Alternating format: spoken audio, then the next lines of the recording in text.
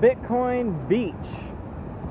Here we are, Bitcoin Beach. This is what it looks like. I mean, this is the more rocky part of it. It smooths out over there, but you have lots of vendors. You have a little Bitcoin sign over there. Of course, you have the Pacific over here. Straight that way, a few thousand miles, is Antarctica, straight south. And then, of course, you have beautiful cliffs and all that everywhere. So, people, I'm sure, are going to ask me, what is Bitcoin Beach like? Is there lots of Bitcoin? Are people using it? Is it all just hype? Is it all just, you know, a bunch of publicity stunts and all that? And I think there's a mix of truth in all of that.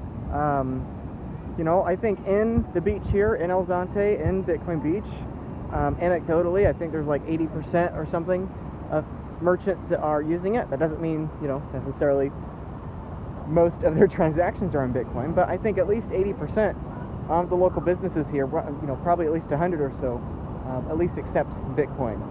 And again, that, you know, probably the vast majority of those transactions are in cash. Probably most of the Bitcoin transactions are when Bitcoiners like me show up and want to spend our sats. So, but it's been fun. It's been fun to spend lots of sats and have transactions. My hot wallets and lightning wallets are almost empty from spending them this week. Not that I spent that much, but you know, so that was fun to have lots of transactions and have it be normal and not have to explain it every time. Outside of El Zonte, outside of the beach here, it's definitely a different story. You know, it's nowhere near 80%. It's probably closer to 1%, if that. You know, and it's much less. And I think that's disappointing to a lot of people. You know, a lot of people here, I think, well, not here, but I think a lot of people online would be disappointed because they probably picture El Salvador as this big, you know, Bitcoin mecca, this big Bitcoin utopia. And that's just not the reality of it, you know. Probably 1% or less of, you know, stores out there are using it regularly. You know, Mike Peterson, who I was talking to, his house is just over there, actually. We were talking about that. We recorded a show, and he had the same experience. You know, obviously he lives here. I've only been here 6 days. He's been here for many years, and obviously is very involved with Bitcoin the last 2 years. And that's his guess too. It's about 1% of people using Bitcoin, saving a Bitcoin, or exchanging a Bitcoin in stores here. So really not that much, quote unquote. However, I always like to focus on the rate of change and not the change itself. I think that's far more important. The rate of change, I think, is far more important. Going from 0.00000% adoption to 1% is a really big deal. You know, even going from 1% of a percent to 1% is a really big deal, right? You know, so I think in the same way we saw with Bitcoin extreme percentage returns the first few years, 2011, 2012, 2013, I think we're seeing the same thing here, that going from 1,000th of a percent or 1,000,000th of a percent or 1% of a percent, going from a very small portion of a percentage point to now 1 percentage point, more or less, that's a massive spike up. In the same way of like Bitcoin going from 1 cent to $30 is a massive percentage spike up. Even though it's a very small nominal number, you know, $30 is like nothing for Bitcoin, right? Obviously now that it's about 37,000 US. I mean, you know, I think it's the same thing here. We've just seen a massive spike the last 2 years here, in the same way that we saw Bitcoin in 2010, in 2011, and 2012. I think we're seeing that here with 2021, 2022, 2023. And so I think from here, just guessing and you know, trying to think it through. I've been here 6 days, and so, you know, talking to lots of locals that either are into Bitcoin, aren't into Bitcoin. You know, obviously there's a bit of a language barrier, but, you know, trying to get a sense of that. And I think we're, you know, entering that stage where those kinds of explosive returns slow down. You know, obviously going from 1% of a percent to 1% is 100x in adoption, and obviously we're not going to 100% adoption in the next 2 years. That's just not feasible. That's not happening. So, you know, maybe things slow out. Maybe in a couple of years we're at 2%, then 3%, then 5%, then 8%. You know, maybe things slow out, you know, those quote-unquote diminishing returns. But I think my larger belief, well, I know my larger belief is that eventually those diminishing returns eventually break to the upside. You know, we have these massive returns going from 0.0001 adoption to 1% adoption, diminishing returns maybe from 1% to 10, 15, 20% or so, and then, you know, once that curve flattens out a little bit, as the dollar continues to fall, as just network effects, Metcalfe's law, Gresham's law, all these concepts begin to manifest overtly to people, then I think that's when we have that exponential upside beyond there. I think it'll be the same elsewhere in the world, but really the point I'm making this video, and the thing that's super exciting to me, is not the percentages, it's not how many people are using Bitcoin, but it's the amount of change that's occurred. You know, this is my first time to El Zonte, but talking to so many people, both locals and Bitcoiners, is just how much change has occurred in the last 2 years. Here in El Zonte, I hear three things. I've heard, number one, and again and again and again, wow, it's so safe, wow, the gangs are gone, wow, the violence is gone, wow, I can go outside and walk at night and I feel safe, I don't feel like I'm at threat, I'm at risk, right? The second thing that everyone talks about is the roads. Oh, the roads are so much better, the roads are better, because they've gone from dirt roads to now paved roads. And then third, which Mike Peterson talked about, is that also a big deal, but perhaps less overt than the lack of gangs or the presence of better roads, is the sewer system. Now, before they put in the roads, obviously they put in a new sewer system, spent millions of dollars on it here in the town, and that's been a really big impact on the community, apparently. And so for me, that's very exciting, that this little bit of adoption in this tiny little town has increased tourism, it's increased people's willingness and interest to invest here. I know multiple people, I know many people that are either buying real estate, looking to buy real estate, looking to build condos, houses, vacation homes, businesses, restaurants. I know a lot of people like that that are either already doing that and have been doing that for a couple of years now, or are just starting to do that, or just starting their construction, or just, I know a lot of people that are personally putting money, millions of dollars into El Zonte and the local surrounding area. And that is directly having this impact on the, people that live here, a couple thousand people that live here, for a better standard of living. And so obviously, this is one tiny little beach on the entire planet. Obviously, this is not going to scale to the whole planet overnight. In fact, it's probably going to take many decades. But I'm optimistic that if such a small Bitcoin adoption here, where the vast majority of locals here are not using Bitcoin as frequently as the crazy Bitcoiners with orange shirts and glasses like me are, just how much that can incentivize people to come back, people to move back. Someone I was talking to last night, they were going to Texas. They're local El Salvadoran here, late 20s, pretty young guys, and they're going to Texas because they're meeting up with 1,000 El Salvadorans that are currently living in the United States but want to move back here. And so they're going to this small group of well, not small, 1,000 people. They're going to this group of El Salvadorans and showing them the things that have changed, trying to explain, the case for why they could consider moving back, because they want to move back home, they want to come back to their families, but they just haven't been able to because of the gangs, because of the violence, and because of the lack of economic opportunities. But now, with hopefully that changing, hopefully more people can move back and can come back home to where they want to be this whole time. So that's really exciting to me. And then beyond the beach here, beyond the local, beautiful scenery here, over in the main city, San Salvador, capital, over there, things are very different too. I've not seen a single homeless person in my stay here. And actually, I've been traveling a lot, working a lot, quote unquote working. It is work. It's a lot of work, but I mean, in scenery like this, it doesn't feel like work. But yeah, actually, as a side note, I've been here 6 days. I haven't gotten out and surfed until this morning. I just finished an hour surfing lesson, which is why my hair is a little bit of a bird's nest right now. And now I'm leaving for the airport in like 30 minutes. So, so this morning was my play morning. But the other 6 days, it was constantly networking with people, going around places. Obviously, there was a Bitcoin conference that I spoke at. I talked with Max Kaiser and Stacy. I had my own presentation. I had a podcast with Mike Peterson right over there, and networking, with a lot of those builders, contractors, and people buying land here, traveling all around the coast here, seeing what people are doing and investing in, just learning out of curiosity and learning what's going on here. And so despite all that traveling, being to multiple cities, San Salvador for a few days, being here for a while, being at all these other cities, I'm not seeing a single homeless person.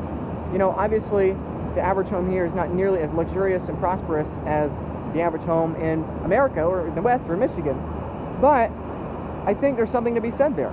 In America, when I go to Boston or when I go to Miami or Los Angeles or Toronto, places in Canada, even places in Europe I've been to a lot of cities in the West, Indianapolis, Chicago, Detroit, all these cities, Columbus, across the Midwest, across the United States, across Canada, across Europe.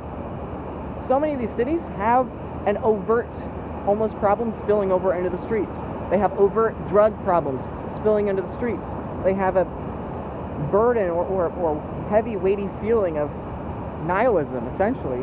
And that's sad. I'm not mocking these people, but I don't feel that here. I was in Guatemala City back in February, about 10 months ago, 9-10 months ago, and even there, it was more or less a similar feeling. So I know that it's not a difference between the United States and here, because I felt the same thing in Guatemala, and people here in El Salvador tell me it's the same thing, that in Guatemala or Nicaragua or Honduras, other Latin American countries close to El Salvador here, that it's a very different feeling.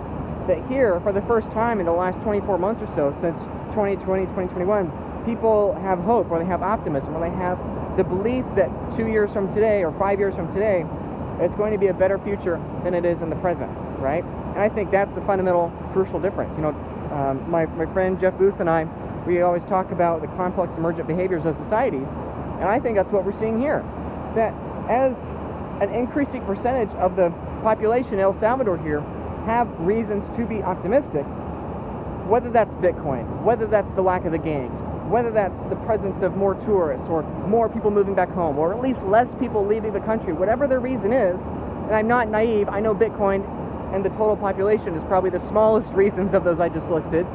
Of those, whatever the reason is, people have more and more optimism for that future. And I think that's why we're seeing so many, that's why I think I'm seeing so many El Salvadorans start their own businesses. Whoops, my feet just got soaked. I think that's why we're seeing so many El Salvadorans start businesses.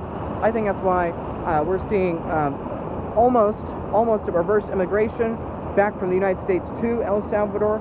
I think those 1,000 El Salvadorans in Texas that are considering moving back here, I think that's just a start. I think we're going to see more and more of that as these network effects grow, and as more and more people in El Salvador get that work ethic and get that drive again. No longer is the incentive simply to just leave the United States or join the gangs, as resources continue to become centralized more and more in the hands of a violent few, backing it by the power of a gun, whether that's with the government and political corruption, or that's with the gangs and violent street corruption.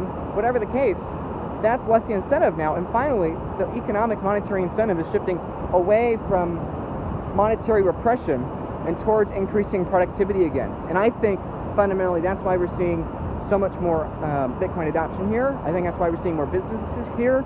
I think that's why we're seeing more people move back. And I think fundamentally that's why the vibe feels so different here. Obviously within our little Bitcoin bubble of El Zante and Bitcoin Beach here, it's a little on hyperdrive. But again, even outside of here, even with only 1% Bitcoin adoption, I feel real change on the streets and the businesses and around in the cities here. And that's really encouraging to me. Is all that Bitcoin led? No, not necessarily. But I do think that when you have corrupt money, you corrupt the economic incentives. So when you corrupt the economic incentives, you corrupt the morals of society. And I think vice versa. When you corrupt the morals, you corrupt the incentives. As people's morals are perverse, the incentives become perverse, which then means that the money becomes even more perverse. And so I don't attribute all of this benefit and beauty here happening in El Salvador to Bitcoin, but I do think Bitcoin is a key component of that feedback loop. As a society here gets a longer time preference, as they become more optimistic on the future, I think their minds will shift. They'll have a longer time preference. They'll prioritize not just surviving for the day, but saving for the future. I think that perspective shift accelerates Bitcoin adoption here, and then vice versa. I think the more that businesses accept Bitcoin, the more that Bitcoin's talked about, the more that Bitcoin's used, the less fees they have to pay for remittances and to credit card fees and all that, the more they're able to save, the more they're able to prosper, the more they're able to install more of these sewers and roads and better buildings and infrastructure at all layers of society, the better it gets. And so I don't attribute all this success to Bitcoin, but I do think Bitcoin is that, as I just said, I think it's that essential piece in that feedback loop. And so it's my hope that what we're seeing here, not just here at Bitcoin Beach, but along the entire coast here to a lesser degree of El Salvador, and even all the way in San Salvador and the rest of the country, I hope that that continues here, that hyper accelerates here, that El Salvador becomes a powerhouse and a shining beacon for the rest of Latin America. El Salvador means the savior. Hopefully El Salvador becomes the economic and monetary shining light or savior or whatever of Latin America. That's really exciting to me. I think Latin America has a big advantage over both the West, United States, Canada, Europe, and Africa. Africa has the high upside potential, but frankly, they don't have the capital. Here, they have the capital. They have the ability. They have significantly less wars here than are currently going on in Africa. So I think Latin America has a huge opportunity here economically. I think El Salvador is leading the way, and I think a key component of that, not the essence of it, but a key component of that is Bitcoin. And not because the Bitcoin matters, not because the numbers matter, but because it's about what the numbers can buy you, what the numbers, what you're pricing in terms of the numbers. That's what matters. It's the people that matters. It's economic purchasing power that matters, and it's the human beings that matter. And that is why this is so amazing and exciting to me.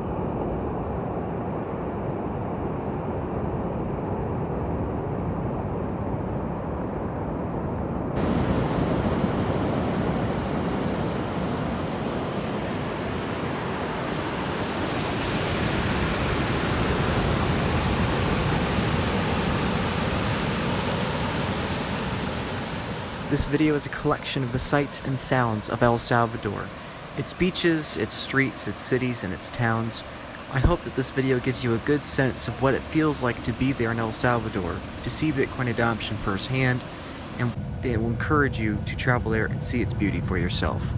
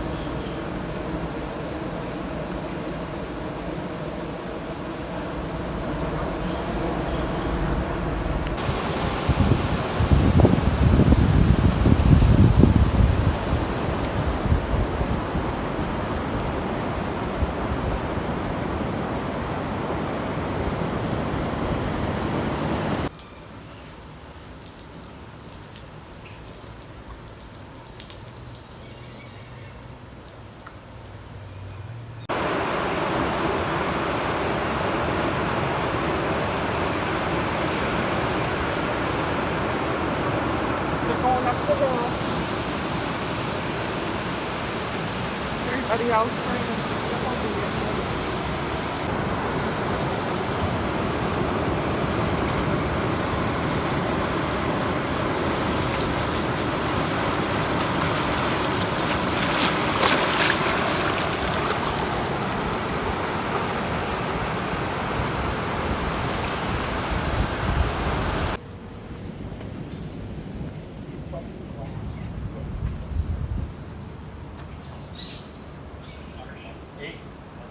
that work?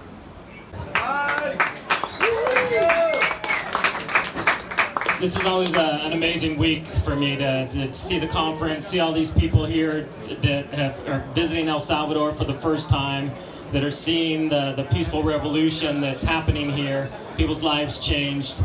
It's been a wild ride for us, and I feel very privileged and humbled to have just been kind of along for the ride as Roman and a lot of the other locals kind of drive this thing forward. So thank you, Chimbera, for putting this all together tonight. He's the one that does all the work. If it was just up to me, we wouldn't do any of these things because they're too much work.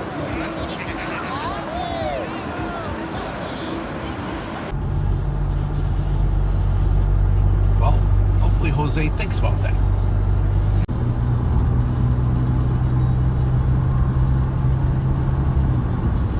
Allá las de letrería es diferente que aquí. Ah, Se dicen Pilsen. Pilsen. No Pilsner. Okay. Yep.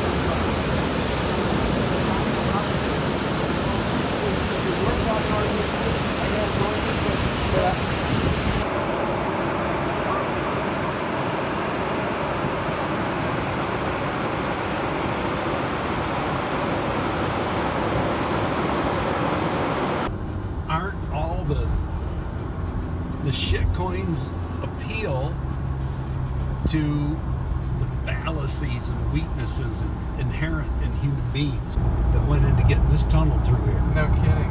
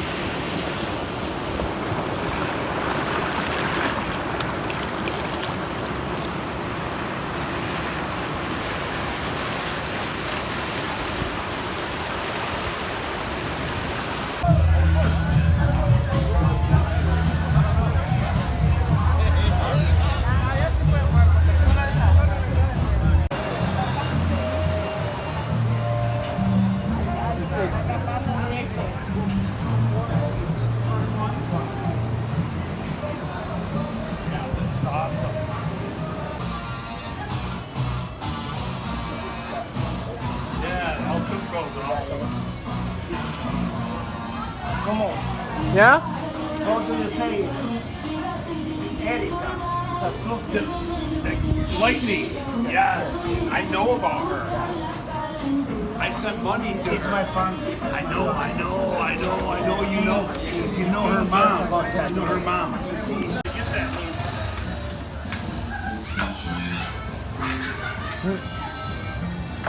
Yeah? Coconuts are good for you. Coconuts are good for you.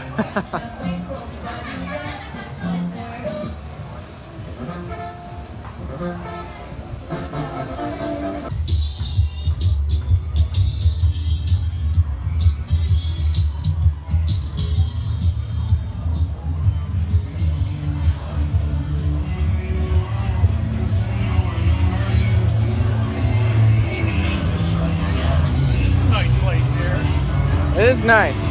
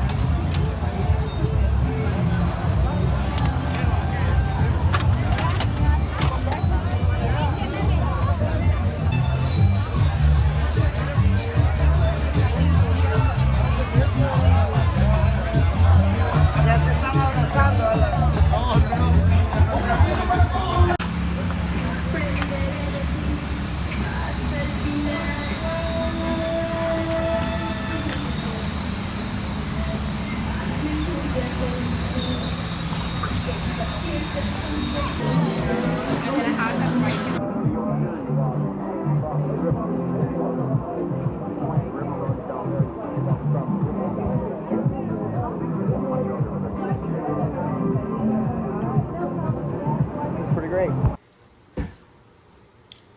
All right, I'm here with my friend Mike. Mike? Luke? Thanks for being here. Well, actually, I'm the one that's here. We're recording this. We just got back from El Salvador barely 12 hours ago. Yes. We were down there a whole week. Mike here is a ditch digger. We have to do a full podcast at some point here, but Mike here is one of, if not the leading Bitcoiner investing externally in El Salvador. He's building hundreds of units on dozens of acres down El Salvador, beachfront property. It's beautiful. And so we were down there partly for scoping out his properties, talking to other people investing in land down in El Salvador, almost entirely Bitcoiners. Not all of them, but most of them Bitcoiners. And then also, of course, we were down there for the Adopting Bitcoin conference.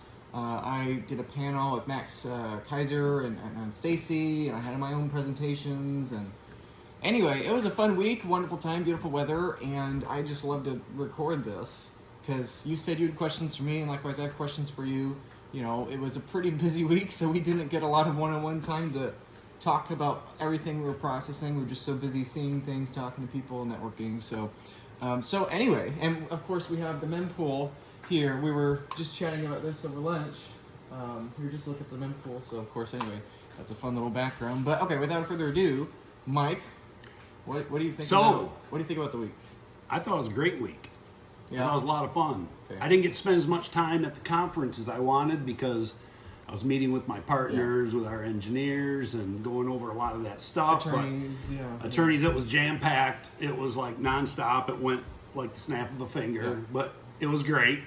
And what was your impression of El Salvador? Because you're going to get hit up with questions just like I do every time I come back. Well, yeah, you've been there 4 times this year. Yeah. This is my first time ever there. Yes. So all the things you heard about Yes. El Salvador, all the conceptions, the mindset people have about El Salvador, now that you've been there, you've seen it, you've talked to the people, what do you think? Well, I think a lot of people are under the impression that El Salvador is just a Bitcoin utopia. Everyone accepts Bitcoin because it's legal tender. Everyone accepts it. Everyone uses it. And I knew going in that is not the case because obviously that much change did not happen in 2 years. But so that was not a surprise to me. It's more or less what I expected. However, I'm saying my expectations not necessarily the same as most others. So if I had to guess, I didn't know what percentage to guess going in, but I think leaving, it's probably about 1% of the nation that is holding Bitcoin or using Bitcoin. If I had just guessed anecdotally, we were in San Salvador, El Zante, half a dozen other little cities. Of course, El Zante is the epicenter. Yeah. El Zante is separate. El Zante is probably more like 80%. Is my guess. Mm-hmm. Mike Peterson had the same guess, which independently from me when I talked to him, which was a pleasant surprise to hear that. So Mike definitely knows. Yeah, so I mean, you probably guessed the same thing. But, Yeah. So that was not a surprise to me. What was a surprise though was how different just the vibe felt of the country. I mean, I had been to Guatemala earlier this year, Guatemala City, and throughout Guatemala, Bitcoin Lake and all that, and El Salvador felt really different than, have you been to any other Latin American countries or just? I've been to Jamaica, Dominican, and Puerto Rico. Okay, all right. But at least for me, I don't know Costa for you. Rica. Oh, Costa Rica too, of course, right. So at least for me, I felt a very different vibe there. I felt that the people there had more optimism. Everyone seemed happier. I didn't see any indications of drug problems, homelessness problems, or, let's say, destruction of property, riots, protests, whatever. Less gambling, I saw that. Obviously, all those problems exist there. We know they do, but they're not as overt as they were in Guatemala to me. For sure. And even here in the U.S., like all the cities I've been to, in the last few years, Midwest, obviously Chicago, Detroit, Grand Rapids, Indianapolis, East Coast, Boston, Miami, etc. West Coast, L.A., Phoenix, on and on. Like El Salvador, what was the surprising thing was just feeling that difference. That, oh wow, like there's this general feeling that everyone thinks in 2 years it's going to be better instead of the same or worse. I mean, I felt like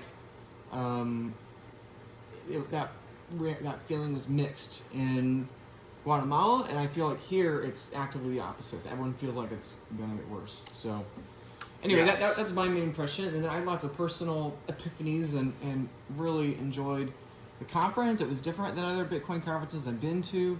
It was much more technical, much more stuff like this. At the American conferences or in Canada, whatever, it's a lot more speakers, macro, that kind of stuff. Very little macro at this conference. A lot of technical stuff. A lot of VC kind of Bitcoin startups. I know you didn't get to the conference as much as I did, but yeah, a lot of people from around the world, a lot more than other conferences, let's say in America.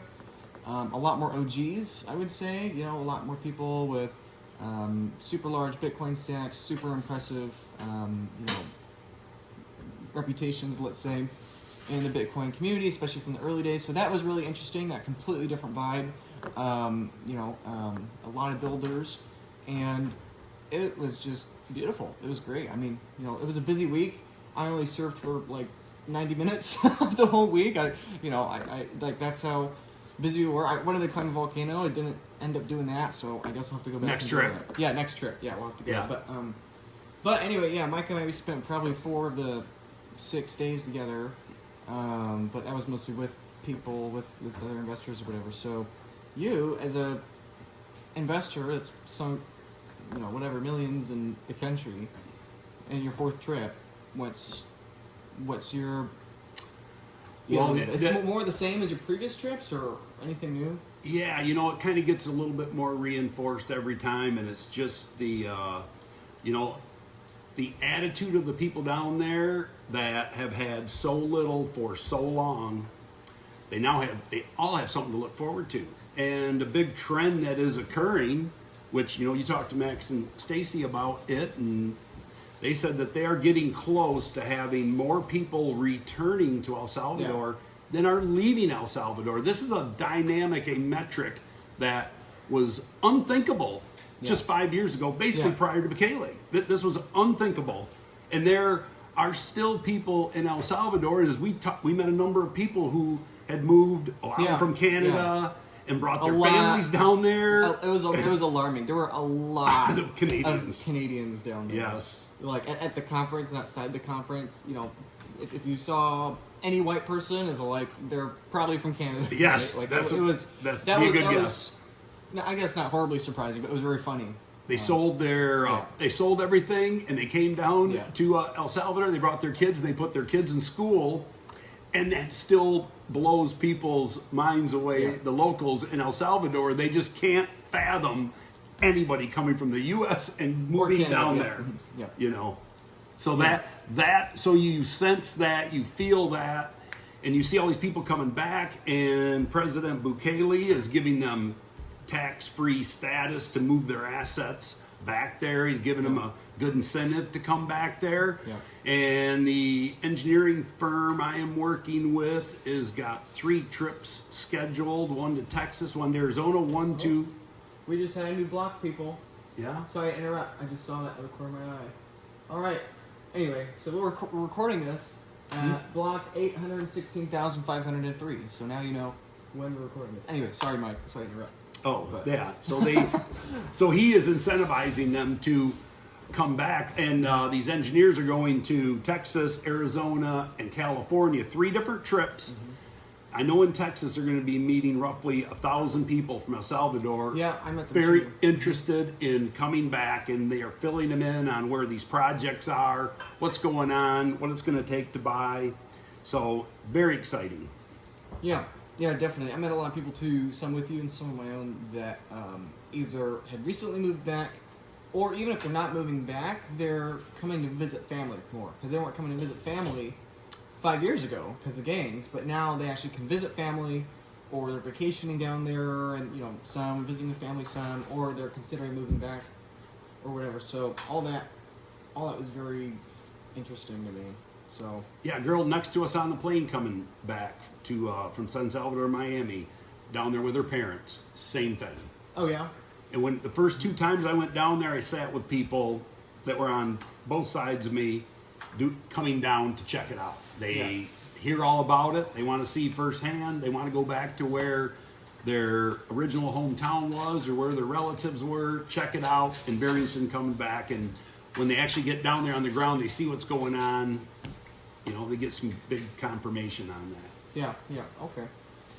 So, from the investor perspective in you know, you have your business here in Michigan, which we'll talk about more about that in a minute, but you have your business here in Michigan. You know, El Salvador is the only foreign investment you're making. For sure. Yeah, so are you doing this more from a moneymaker perspective of like thinking how much money you can make? I know you've already made a good bit of money down there, or at least on paper. Or are you doing it because, like, what am I trying to ask? Are you doing it for the money? Or are you doing it because you're pro Bitcoin, or are you doing it because you're just so bullish on the country that you think you'd rather place your capital there than here in the US? You know, it's a combination of everything, but it's all driven by the fact that you've got this country that's going to have the first sound money to work with, the first sound money monetary policy, and the momentum is at their back there, and they're starting from this relatively low base. There's not been a lot of development or capital poured into El Salvador. You can see it now. Yeah. You know, it's starting to become noticeable, but it hasn't historically. So they've got a lot of runway ahead of them. There's a lot of property to develop down. There's a lot of great places to build. And, you know, that was the first time I really looked at El Salvador was after Jack Mallers made the announcement to the world, or introduced President Bukele, who made the announcement to the world that El Salvador is going to make Bitcoin their a national currency along with the dollar. And I went back to my hotel that night and I got on Google Maps and blew it up, and I went literally from border to border along that entire coast, and I was like, there are no all-inclusive resorts, there's no big hotels, this is untapped, beautiful country, and it's not going to stay that way for very long. So we might as well get in there early. I look at it as maybe buying Bitcoin in 2011, you know, it was the first time That's exactly what Max and Stacy on stage told me. And he wasn't there for that speech, so you didn't know they said that. But that's exactly what I think it was Max. I don't remember. You know, people can watch the. Did he say 2011? Yeah, I think they said 2011, 2012. Yeah. Because they were like, yeah, we were around 2011. Everyone told us we were wrong, and now we're here. El Salvador was like 2011 Bitcoin. That's like exactly what they said. That's funny. Well, that's pretty good to follow in those shoes. Yeah. There. Which he was looking at Bitcoin. You weren't buying in 2011. No. But you were looking at Bitcoin in 2011. I was. Too, I so. started following it then. Yeah. I wasn't. Yeah. It was like 5 years later before I actually bought any Bitcoin. Yeah, that's but, crazy hey, to think. So. Yeah. All right. So speaking of years and timelines, what do you think is the timeline for El Salvador here? Is predicted El Salvador's GDP doubles in the next 5 years? Obviously, Bitcoiners are either more bullish or more bearish than that. Where do you stand on that? Like, do you think it's going to be like a Singapore story, or what do you think the future on a timeline is for the country? Good question. Maybe GDP doubles in 1 or 2 Bitcoin halvings.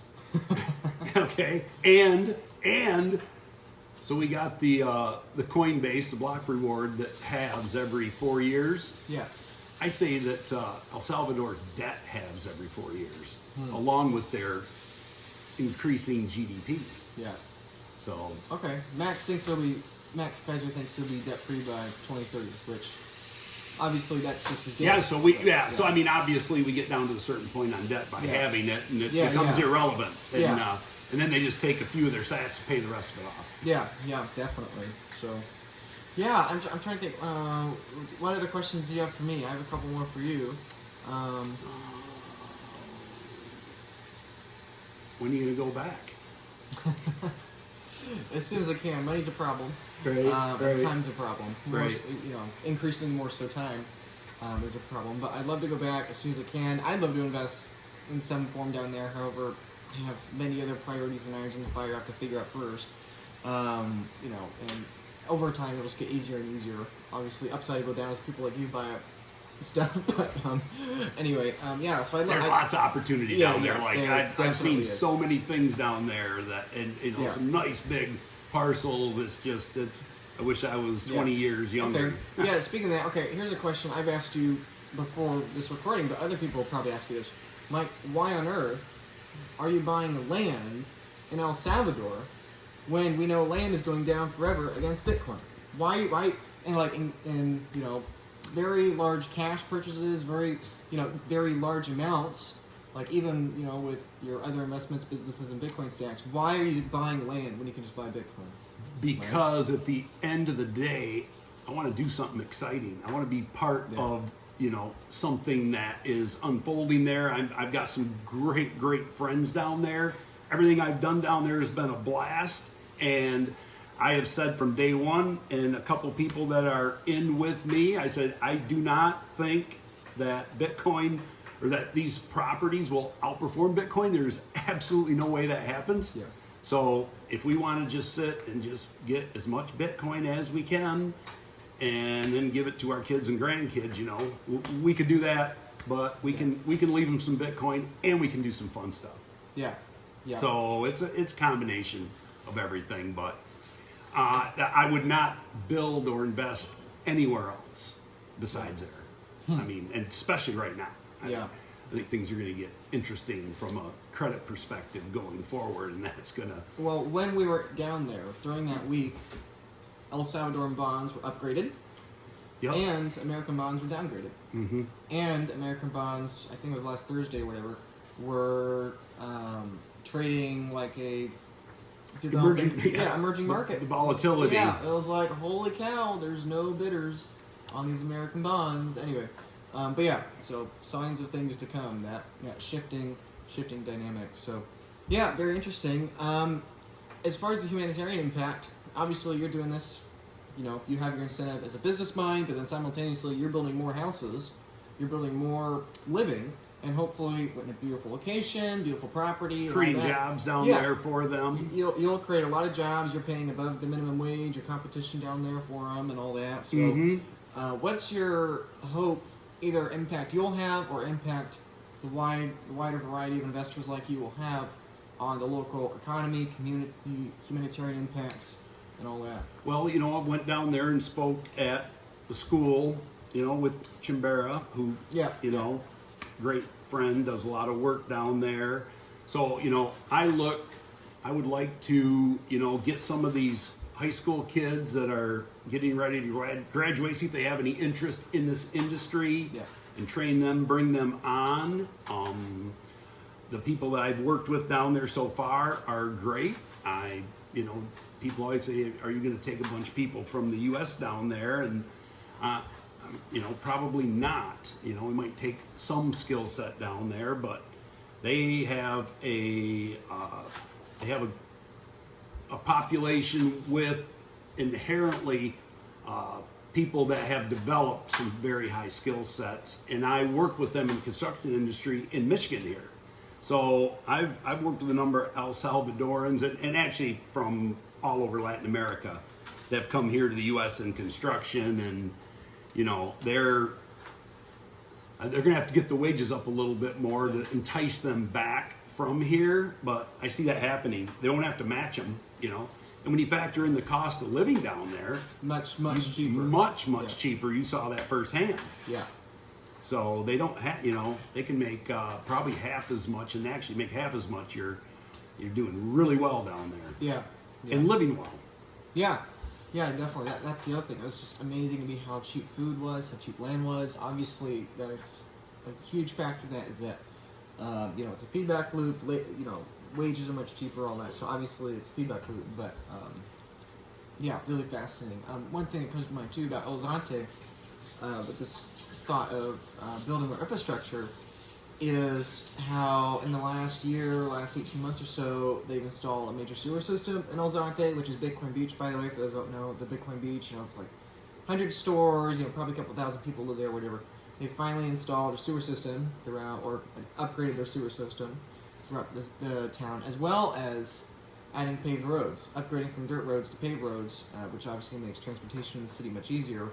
And that's not exclusively, but in large part thanks to Bitcoiners, increased tourism, increased investment, increased donations, all that, the energy going there. And obviously, just because 80% of the merchants in El Zante, Bitcoin Beach, use Bitcoin does not mean the majority of transactions are done in Bitcoin.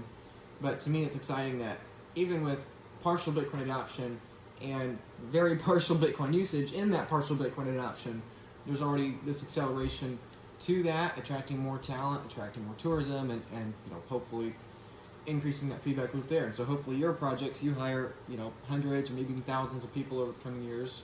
You help increase those wages, and one thing I noticed when we were down there talking about Berlin, which is Right. a town there that is. Looks But to me- Berlin in El Salvador, not Berlin and yeah. El Salvador, like, is following in the footprints of El Sante. It looks Yeah. like to me, because Yeah. a lot of people are talking about that as a Bitcoin town, and that's great. Hopefully, they all copy all around, not just El Salvador, but the whole rest of the world. Yeah, great.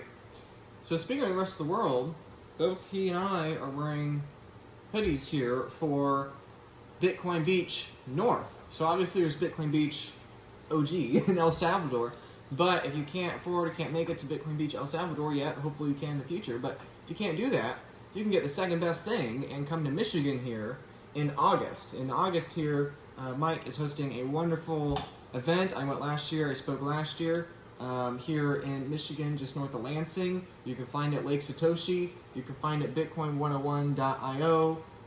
You can come, you can meet me, talking about Bitcoin. You can meet Mike and probably another 2 or 3 other major land investors in El Salvador. Who else is going to be there?